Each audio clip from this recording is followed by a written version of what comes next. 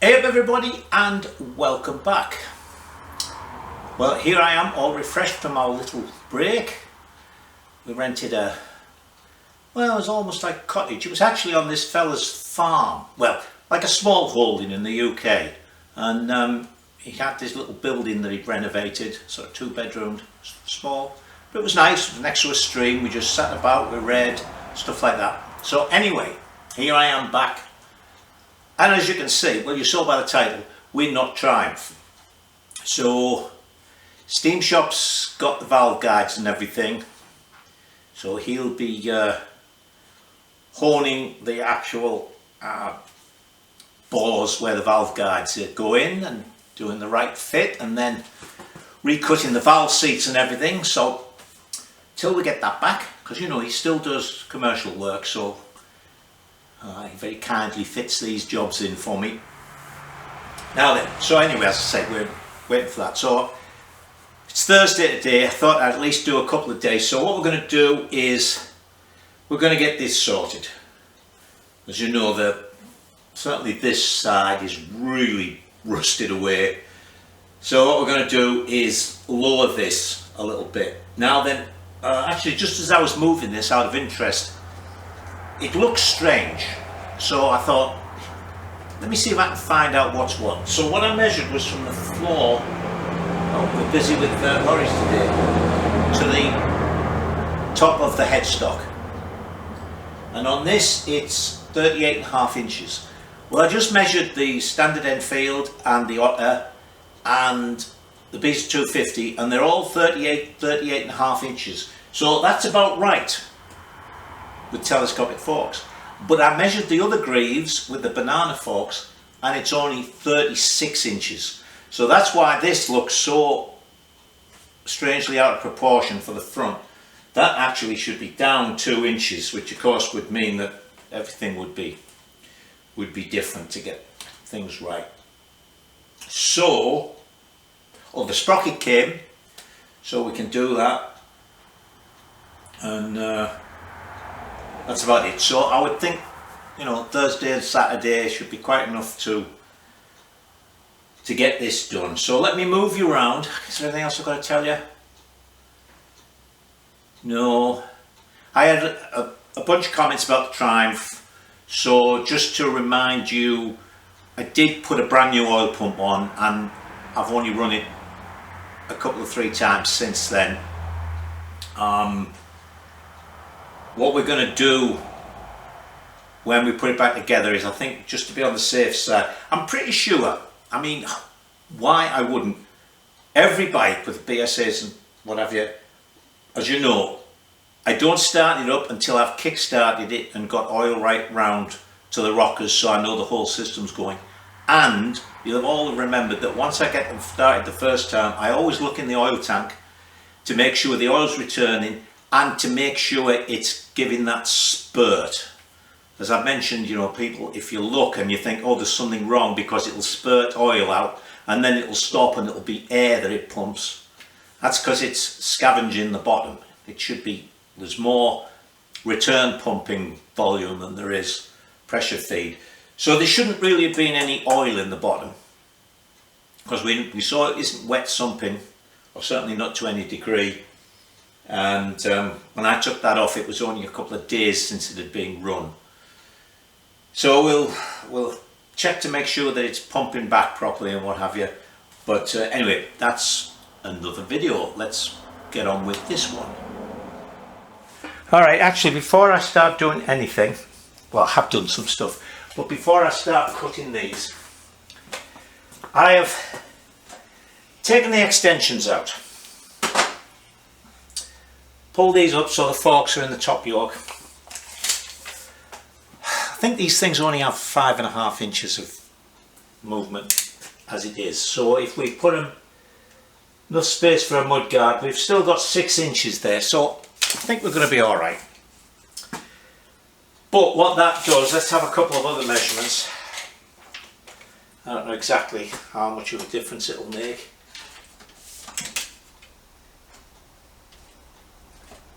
No, that's still the same, basically 38.5. So, but that's what the others are. Right, but more importantly, having dropped them down,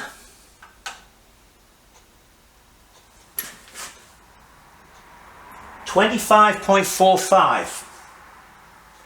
Okay, so 25.45. See, what I don't want to do is put a really short pair of units on this. I realised I was going to do this actually. I could have put these. Let's make sure you can see the swinging arm there. Yeah. Oh, I've got red on the battery. I could have put these right down here to give me a bit more length. But anyway, of course, moving them up here means that for a given amount of movement here, we get a larger movement there.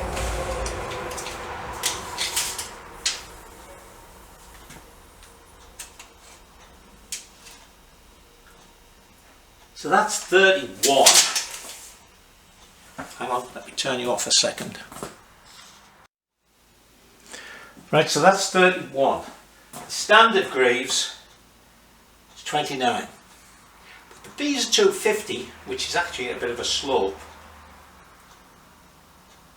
is 30. So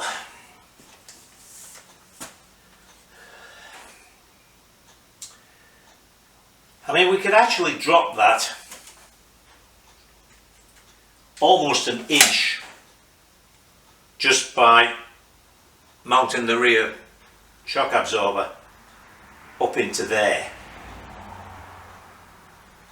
So that's an inch drop, and we keep this. This one is a, well, that's nearly a 14. Take an inch tube out, that would drop that 2 inches, which would get me down to 29, which I'll be happy with. 13-inch unit would give me a fair bit of rear suspension movement.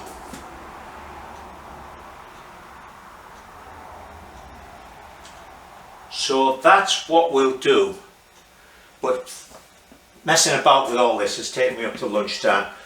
So let's go and have lunch, and I'll put this battery on charge. I've got the other one, and then we'll come back and start marking and cutting.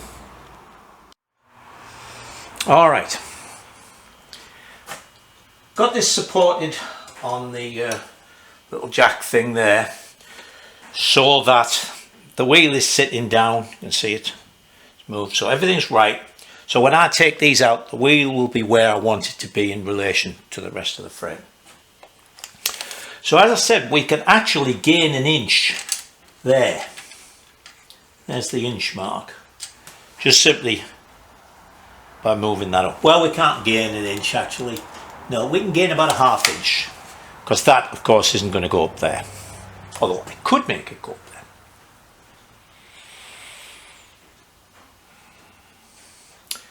Then we can cut a piece out of here. Also, if we lay these over a little bit, see, I can move that forward, and that'll slope down a little. Have I got a... what's that? That's 12-inch unit. Right. But I don't think... Hang on a second. I know I keep going away, but I've got a feeling that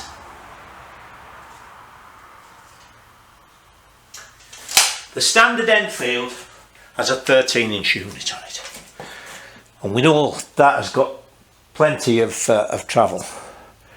So I think we want to stick with this, which, as I say, is 13, I'm pretty sure. Actually, no, that's a 14. Do I have a 13? I think this is a 12. That's a 12. So, yeah, if I go for a 13-inch unit, that'll drop down an inch.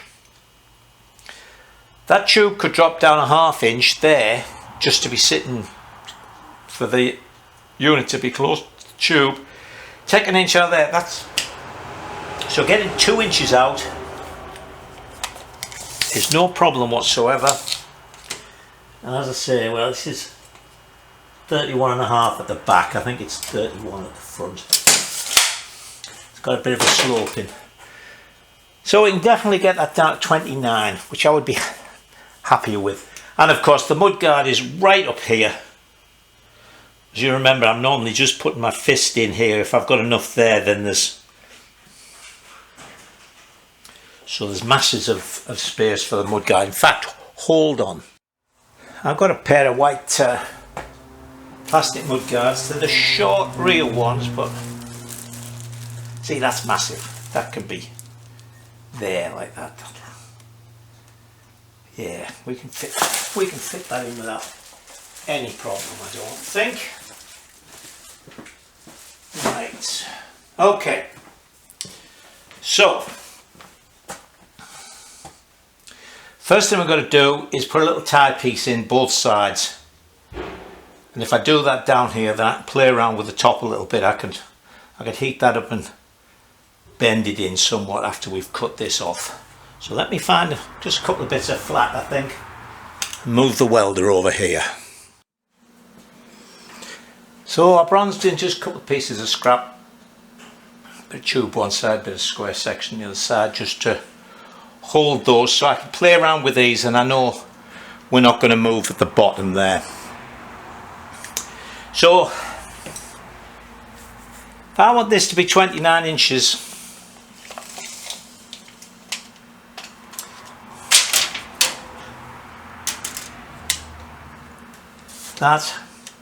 this thing's got a magnet on the end, so it wants to be there. Alright,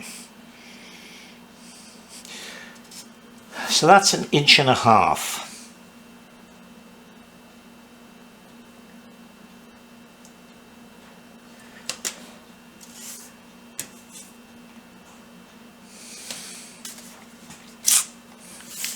But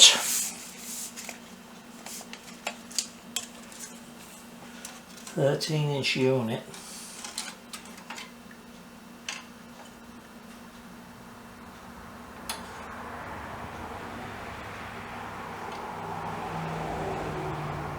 yeah, that'll be about right. Let me put some bits of tape around here so I know I can measure the other side. I've measured from in here. The important thing actually, because these are straight, is that I take out the same amount, and then they'll drop down exactly right. Right, so as you can see, I've put some tape on to make sure I get a square line, and I cut on the inside of the tape, both sides, it's 1.5 inches. And I'm going to cut this off close to the frame there so I can just sand that out. Okay, I'll let you watch me do a little bit. I think this cable's long enough. No, hang on. Right, that's better.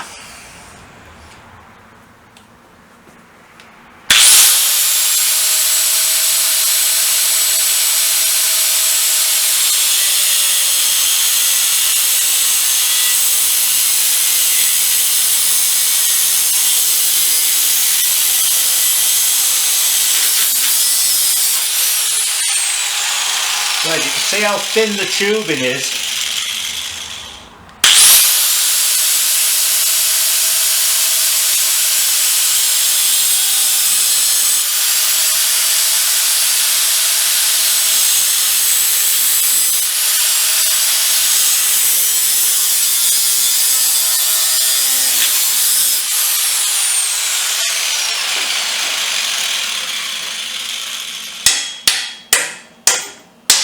Okay, let me do the other cuts and then I'll bring you back.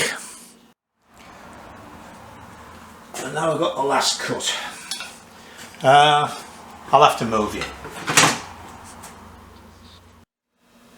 Alright, let's try that.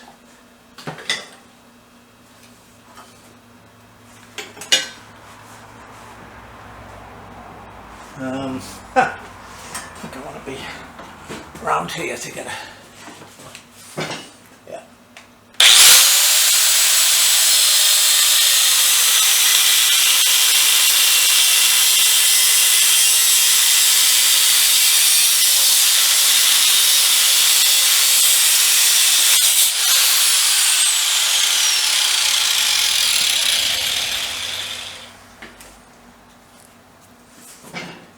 is going to go on down there. So just, oh, look at the rust coming out of there. Let me cut these ends off a little bit and then we can move it in.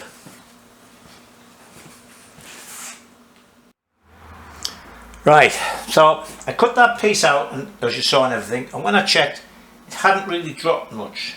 So I've cut a little bit more out. Also, because I was wanting to get rid of this piece of tube, so I've cut that tube out. Put a couple of little sleeve pieces in just to hold it, and bent it all so that it's right. And now we have got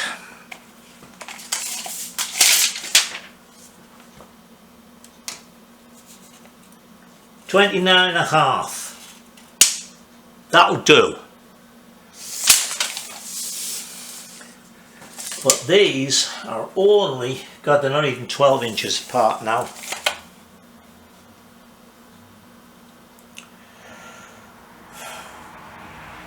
Also, I've just noticed I have screwed up on this. I'll show you. Yes, I didn't take that into account. Bugger. So, it's, I mean, again, it's not, don't forget the RockShox go on with the spring that way. And they're wide, bit wider than this. They're 2¼ inches. And these are, well, they're just on 2. So,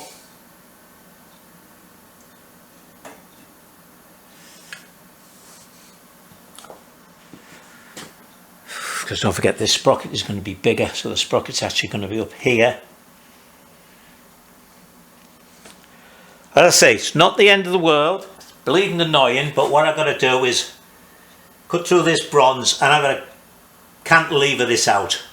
So I'll put a little piece underneath for it to mount on to move it out. So that means I can just weld this bit of subframe straight on. I've just been thinking, if I've got to cut that one off and move it outwards, why don't I cut them both off and move them down a bit? See, I can re-drill this up here and get a bit extra. I can probably drill it there. Probably have to fill these holes in. Drill it there. See, that's 12 and a bit. If I move them back, I get a 13 inch.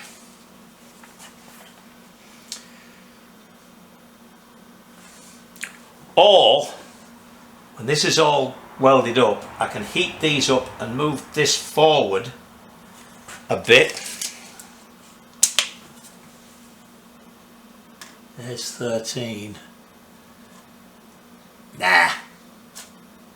No, that wouldn't work. Damn, I'm annoyed about that. Not thinking of the chain line there.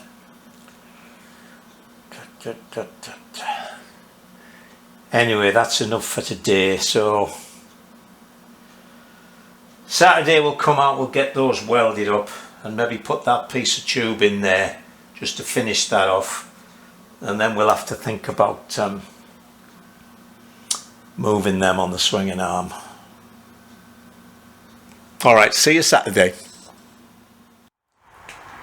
Good morning. It's Saturday morning and I've already screwed up. I'd videoed a couple of bits and then I was reaching over to press one of the buttons on the camera. I pressed the wrong one and I deleted what I'd recorded. So we're starting again. Fortunately, I was only talking. You didn't miss any work. So what I was saying was that couple of things. I have been blasting this. This grey paint is really hard. It must be, I don't know, stove enamelled or something.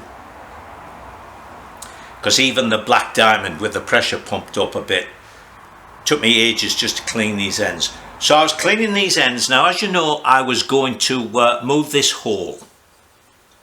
Move it up to give us some extra. and it wasn't going to give us a lot. I thought a half. I don't actually think it would give me a half, maybe 3/8 at the most. But what I realised when I was bead blasting it was that this side and this side, they're very nicely done. They're curved. I was thinking it was sort of flat so that I could push that up in there. I can't drill a hole in that curve. So it would have meant cutting this off and making a new one on either side, which would have meant getting into this old bronze, which is a different alloy to the bronze I use, so it's difficult to deal with. So that just struck me as too much hard work for the little bit I would get better. Or I could make a brand new one, but again, it's a lot of work for very little return. Also, so we're just going to weld those on there. I was just doing some experiments yesterday. Actually, I'm not going to run through all of this. Let me just move you down here. I did a couple of measuring experiments yesterday.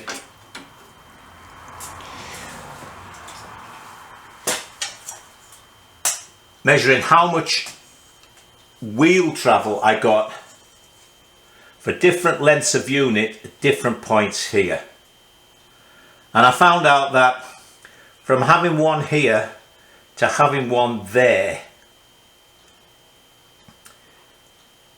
even if I got an inch longer unit, I only gained just on a ½ inch of travel. So, you know, the further up here we are, the more that moves for a given amount of movement here. Because obviously right up at the top end, it doesn't move at all, but that's moving. So if I'm moving these down here, I can get a 13-inch unit on. But although I can only get a 12-inch unit there, I'd go the extra inch in length. I'd only get ½ an inch of travel anyway. But we do need to move certainly that one, so that's what I'm going to do. I'm going to take both, rather than mess around up there, I'll take both of these off, move them outboard. This one could come down with being outboard a little bit, and move them down here. And then I can get the 13-inch unit on, and I'll get basically the same amount of travel as a 12-inch one there. So that's what we're going to do. So let me weld the piece on at the top, and we'll go from there. All right. Yep, that's those welded on there. And let me pull you out. Pull you out enough, not quite. Hang on, I'm going to move you slightly.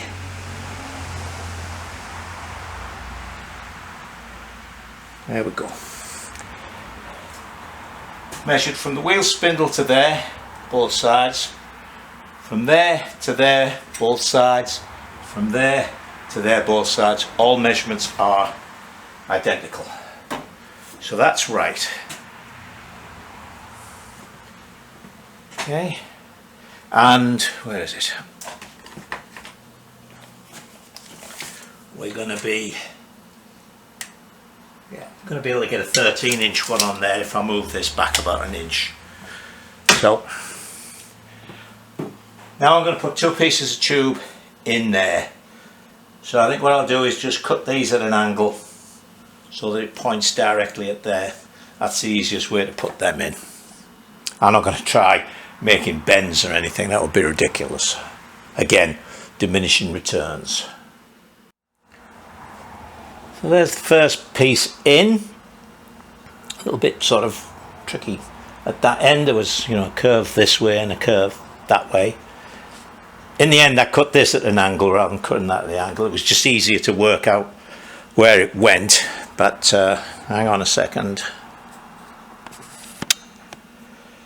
So that's in there. That's going to be nice and firm. And then we'll cut these out, and that's that bit done, and we can move on to the swinging arm. But it's gone 12 o'clock now. We'll see what we get done. And there's the other one on, so as usual I'll finish the welding when it's laid over and what have you.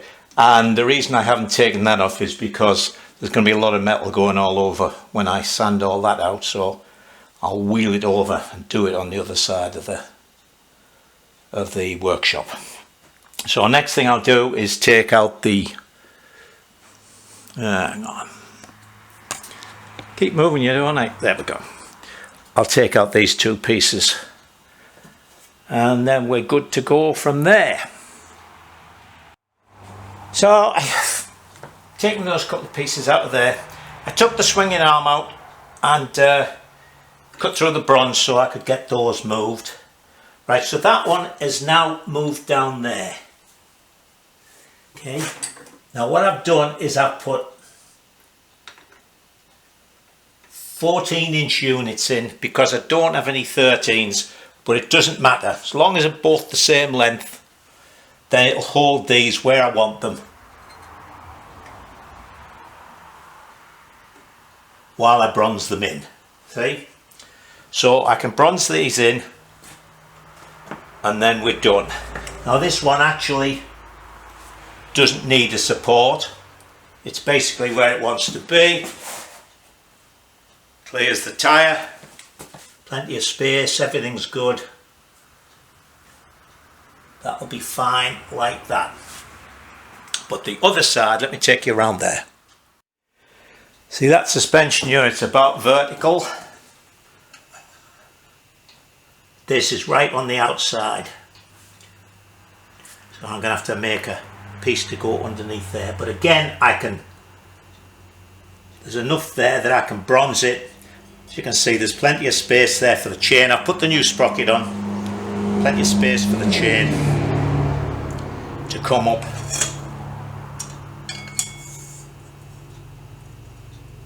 Well, in fact, put that on the side of the sprocket. Look. Lots of room. So let me tack these on with a bit of bronze, and then that'll be it for this week. And I'll just have to make a little bracket thing for underneath that little. What can you see? Let me zoom you in a bit.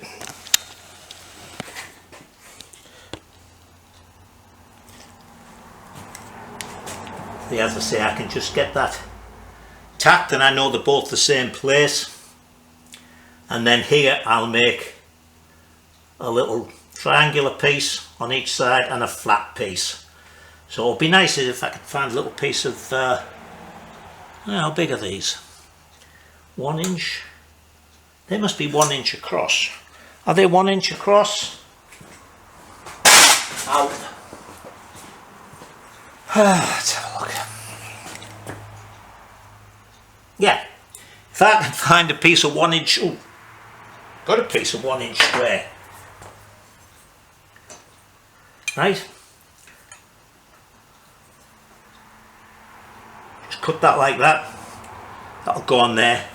Perfect, nice and easy. Alright, let me bronze these on. I held this one on with a magnet and it's tacked front and back. And then, I've lost it, there it is. Cut a little template to fit in there and then laid that on a piece of box section to make sure I got it the right way. So I got two sides and a front. And that is going to go there like that. Okay. So let me put a bit of tape or something on to hold that, and then we'll get that tacked on. And that is fine. That'll be nice, strong, and you won't be able to get any dirt into it. I was thinking of just putting a flat piece here, but then I thought, no, you'll get stuff in there. So, what's that? A fraction of an ounce. Okay, let me get that tacked on there. Well, that's that on there. Really nice weld there. That went a bit squirrely, so I'll grind that off and do it again so it's nice. And then I can do all the rest when I take this apart. So that's that. I tell you what, I just measured the wheelbase on this. It's 50.5 inches. This is going to be very nimble. That's like a TY175. So what else was I going to say? So that's all sorted there. I've got a fraction. I just checked this chain line and everything's in bolted. You can't really see, can you? Now I've got the bigger sprocket on, you see I can get a much. God, I think that's maybe a 16th, something like that. I can just shuffle this wheel that much. And that will be great with that. So everything is working out well. So I've got bits of welding to finish off when I got the frame off there. Hang on. Okay, so there it is. That has got, let's take the weight off everything.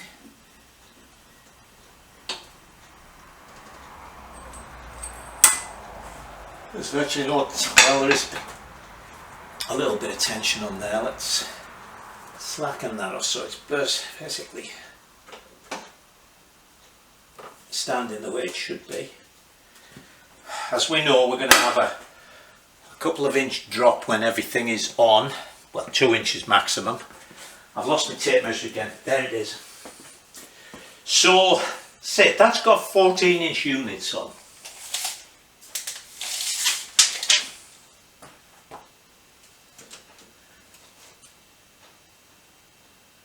That's 30 3/4. So yeah, that's a bit tall. Of course, the great thing about that is actually that's too much really. 22.85. So 13-inch units on there. We're going to get out 24 degrees. That's going to be about right. Hang on again. Alright, see, with that supported there, I can actually take these out. So I'll set that to 13 inches.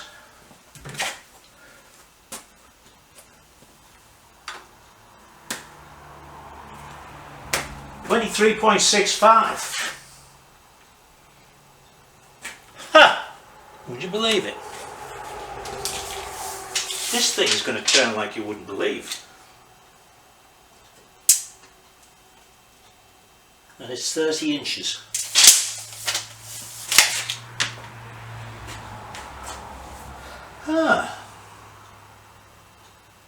That'll work well. And there's my my fist with my thumb up. Loads of room for the mud guard. That's come out pretty well, hasn't it? So, I've really got to order the stuff for the engine. So now I can order a pair of 13-inch units from Gary for the back and know that they're going to be alright. Because with a bit of bait on the back, you know, we're going to be nice. The engine's nice and vertical the way it should be. As I said, 13-inch units, that's going to have as much travel at the rear as the Enfield does, because the Enfield mounting is right back towards the wheel. In fact, it's closer to the wheel, so there'll be slightly more movement than the Enfield. Everything is looking very good. So, don't know what you'll see next week, because I'm hoping that everything will be done for the Triumph, because I have a trial next. I have a trial next weekend. I'll just put the video out on Saturday. If I haven't got the Triumph bits back, then we'll do some more with this. What more can we do with this? Not a lot really, can I? I've got to get stuck into this engine. I better order some engine parts tomorrow. Okay, well that's it for this week, obviously. So until next week, you stay safe and enjoy yourselves.